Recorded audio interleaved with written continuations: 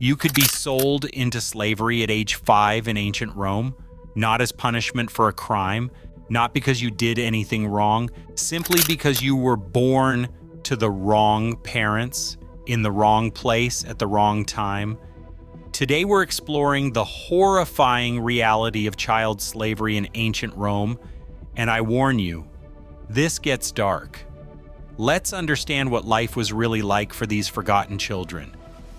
First, let's establish how you'd even become a slave as a child, because there were multiple pathways into this nightmare.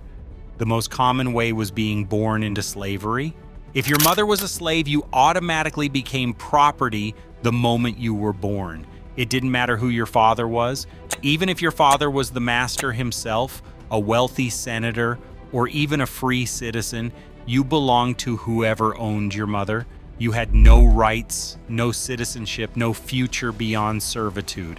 Your first breath was as someone else's property. Another pathway was abandonment.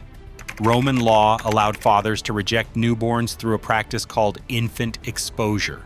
Unwanted babies, often girls or deformed infants, would be left outside to die from exposure, starvation, or animals. But sometimes, slave traders would find these abandoned children first. They would raise them just enough to be useful, then sell them. You survived being abandoned only to become property anyway. Some children were sold by their own desperately poor parents. Imagine your family facing starvation. Selling a child might save the rest of the family. It's an impossible, horrific choice, but it happened constantly throughout the Roman Empire. Finally, war captives. When Rome conquered territories, entire populations got enslaved, including children. If your city fell to Roman legions, you'd be chained alongside your parents and marched to slave markets regardless of your age. Now let's talk about slave markets, where children were bought and sold like livestock. These markets existed in every major Roman city. You'd be stripped naked regardless of age so buyers could inspect you thoroughly. They would check your teeth like examining a horse. They would feel your muscles to assess strength. They would look for defects, scars, or signs of disease. You stood there exposed and humiliated while strangers discussed your value in cold economic terms. Healthy young children sold for decent prices because they represented long-term investments. You had potentially decades of labor ahead. Buyers would speculate on what kind of worker you would become. Strong frame, future labor slave. Pretty features, possible house slave or worse. Quick learner, potential skilled craftsman. Your entire future got decided by strangers evaluating your 5-year-old body. The really disturbing part was that certain buyers specifically sought young children for terrible reasons we'll discuss shortly. Child slaves typically cost less than adults initially, but were valued for their malleability.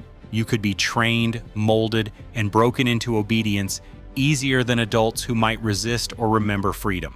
What happened after purchase depended entirely on your master's needs and character, and this is where things get truly horrific.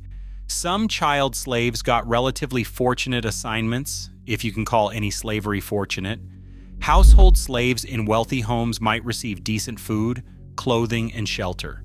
You'd do domestic chores like cleaning, carrying water, helping in kitchens, or attending to children of the family. This was still slavery with harsh punishments for mistakes, but you'd likely survive to adulthood.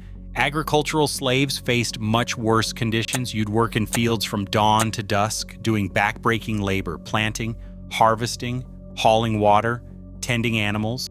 The work was endless and exhausting. Many child agricultural slaves didn't survive to adulthood. Malnutrition, accidents, disease, and exhaustion killed them young. Their masters calculated that working slaves to death and buying replacements was more economical than maintaining their health. Mining slaves experienced the absolute worst conditions imaginable. Roman mines were death sentences. You'd be sent into narrow, collapsing tunnels sometimes only children could fit through. Working in darkness, breathing toxic dust, carrying heavy ore, cave-ins buried children alive regularly. Those who survived long enough often developed severe respiratory diseases from the dust. Life expectancy for mining slaves was measured in months, not years. Masters didn't care because slaves were replaceable and mines were profitable. Then there's the darkest aspect we must address: sexual exploitation of child slaves. Roman law provided slaves zero protection from sexual abuse. Masters legally owned slaves' bodies completely. Child slaves, particularly attractive ones, faced systematic sexual abuse with no recourse or protection. This wasn't rare or hidden. It was normalized within Roman society to a degree that's stomach-turning. Some children were specifically purchased for these purposes. The law did not protect them. Society did not protect them. They suffered in silence because speaking up meant brutal punishment or death. Let's discuss daily life, because even in the better slavery situations, existence was harsh. You woke before dawn, worked until after dark, and received minimal food. Your clothing was rough and insufficient for weather. Medical care was non-existent unless you were valuable enough that your death represented financial loss. Punishment for mistakes or disobedience was swift and brutal. Whipping was standard. Branding was common for runaways. Execution was legal for serious offenses. You lived in constant fear because your life had no value beyond economic utility. You couldn't refuse orders. You couldn't defend yourself. You couldn't escape without risking torture and execution. Education depended entirely on your owner's needs. Some masters educated slaves destined for skilled positions like tutors, scribes, or accountants. These children learned reading, writing, mathematics, and languages. But this education wasn't kindness. It was an investment. You were being made more valuable, not being helped.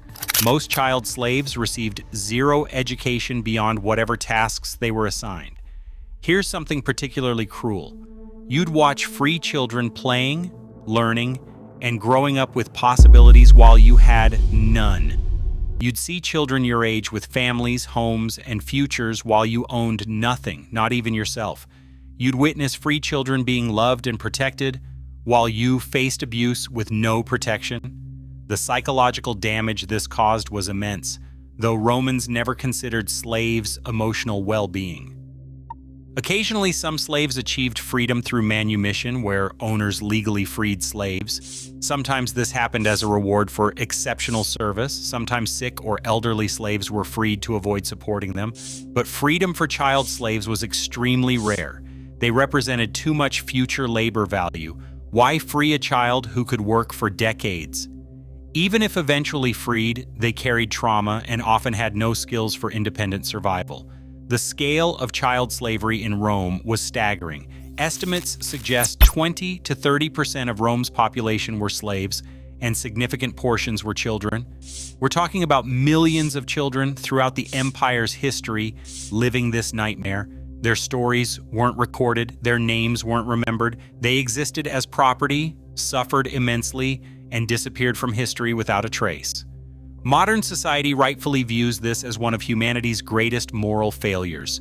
Ancient Rome, celebrated for law, engineering, and culture, built that civilization on the broken backs of enslaved children who never had a chance. So yes, you absolutely could have been sold into slavery at age 5 in ancient Rome through no fault of your own, and your life would have been brutal, short, and filled with suffering that's difficult for modern minds to fully comprehend.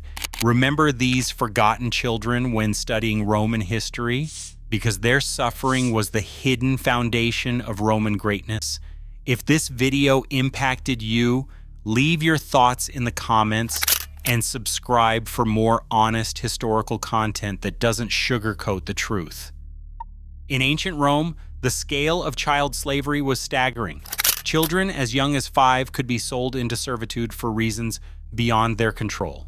Whether born to an enslaved mother, abandoned through infant exposure, sold by desperate parents, or taken as war captives, these pathways funneled millions of youngsters into a life of servitude. Slave markets dehumanized children through naked inspections and economic valuation.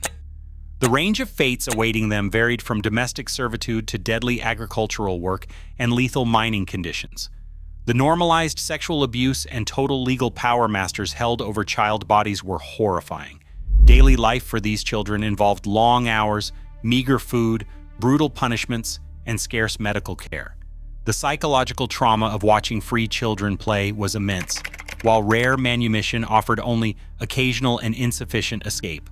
Ultimately, this episode reframes Rome's celebrated achievements by spotlighting the hidden, systemic suffering of enslaved children.